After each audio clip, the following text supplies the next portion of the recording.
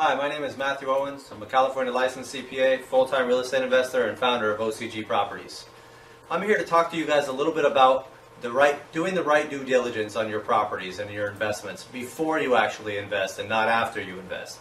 Too many people make the mistake of not doing their right due diligence and getting into investments that they shouldn't have got into and that they didn't know a whole lot about. So I'm here to talk to you a little bit about what you should be doing when you're analyzing an investment, especially in real estate. So one of the first things you need to do is you need to actually go through and take a look at the neighborhood in detail for where you're buying. So is the neighborhood kept up? What do the cars look like? The grass in the area? Also go by during the day on a weekday and at night or on a weekend as well to see the different times and see the foot traffic in the area for the different times of day and the different days of the week. That'll really give you a good assessment of that area and be able to help you determine if you're buying in the right area. When you're looking at the market value of the property, it's really, really important to get a great assessment of that market value so you know what you're buying. You know what your exit strategies can be as well. So some of the things that you need to look out for is you need to make sure that property is financeable. If you're going to go resell that property, even in a 5-year term or longer, you want to make sure you know what that value is, how much equity you're picking up while you purchase the property. So, in order to determine what that value is, you need to know what the financeable value is. There's a lot of really, really low-end properties that are unfinanceable right now, and it stops you from being able to sell those properties afterwards. You want to look at the bank requirements for those comparable property sales. So some of those comparables are, you need to find comparables within a mile of the property and also within the last 3 to 6 months of that property so that you know that it's an actual financeable property. You don't buy the lower end stuff. Even though it looks great on paper, it looks like it's going to produce a great return on investment, but what ends up happening is they're usually in not that great of areas and the tenants move out in the middle of the night, they don't pay on time, there's more vandalism and theft. There's a lot of issues that happen with those lower end properties that a lot of investors don't tell you. They don't tell you about some of these things because they're trying to sell you on cash flow. At the same time, you can get the same type of cash flow and much better cash flow in higher end product and buying a good asset. So you want to make sure you buy better assets that have the right financeability on those.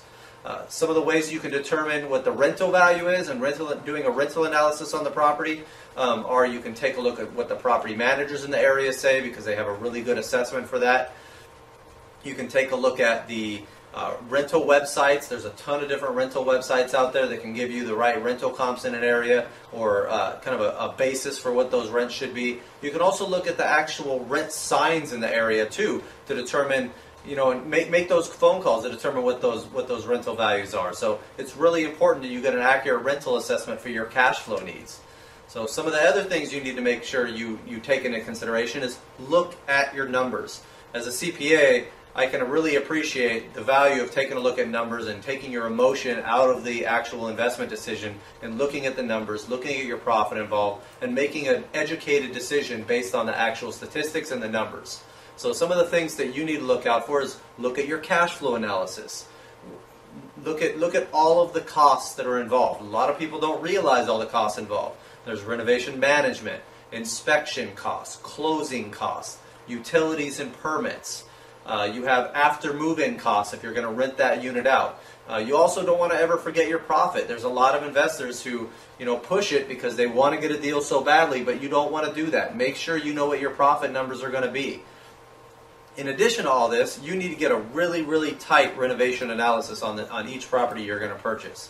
So know what the major items are: the roof, electrical, plumbing, HVAC, foundation. All those major items can be big ticket items for you, and you want to make sure you have an accurate understanding of how good those are and when they're going to need to be replaced. You also can get before and after pictures so you can really determine and see that transformation of the property after renovation.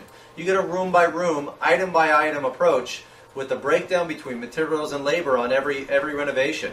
Those things are extremely important because then you can determine at a later date, on a new renovation, what some of those costs are. So you can really, get educated on some of those renovation items. Some of the other things that you need to look at is when you're actually going through a property, you want to get a valid inspection on that property and look at the exclusions that are happening on those inspections.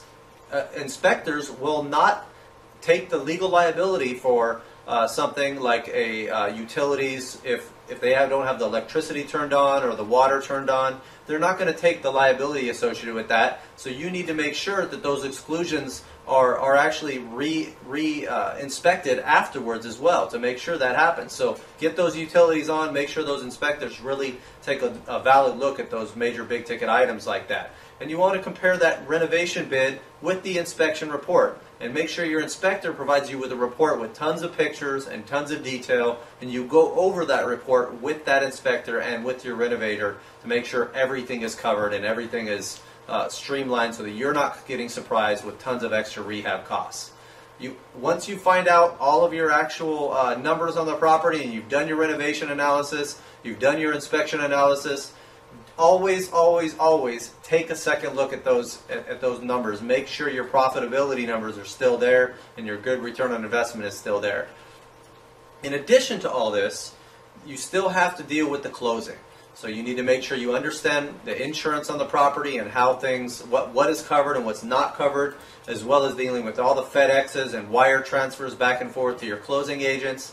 Make sure you review all those closing documents so that you understand every fee and every expense on there so that you know what your total costs are going to be going forward, and you know that where people are making additional profit centers off of you, and you can actually make sure that you don't get gypped off a bunch of additional closing costs. After you close escrow, you definitely have to have a team in place to manage that renovation and coordinate all the renovation payments, do a final walkthrough of the property, and you really want to have more than one renovation team in place. What happens when you have one renovation team is their time slowly lags a little bit longer and their quality starts to decrease. So you want to have multiple renovation teams in place so that you can go and move those projects to new renovators if your current renovators are not performing up to standard. When you're actually going through and starting to tenant the property after the renovation process, you want to make sure that you have very, very tight tenant qualification standards. Get a feel for that personality of that tenant. Look at their debt to income ratios. Qualify them as if you were qualifying them for a loan so that you know that they can afford that rent and you know that they're going to be a long-term tenant. In addition to that, one of the biggest things that you need to pay attention to is the property management. Make sure you understand all of the ways that the property manager makes money. Make sure you understand that how they qualify tenants, how they communicate with you, you understand the statements, you understand the contracts that they put in place. All of these things are extremely important when you're actually dealing with property management. So I hope I helped you guys a little bit understand the process and determining how to do due diligence on a property. And I hope you guys start doing your due diligence soon, and make sure you do it on every investment you invest in. Talk to you soon and have a great day.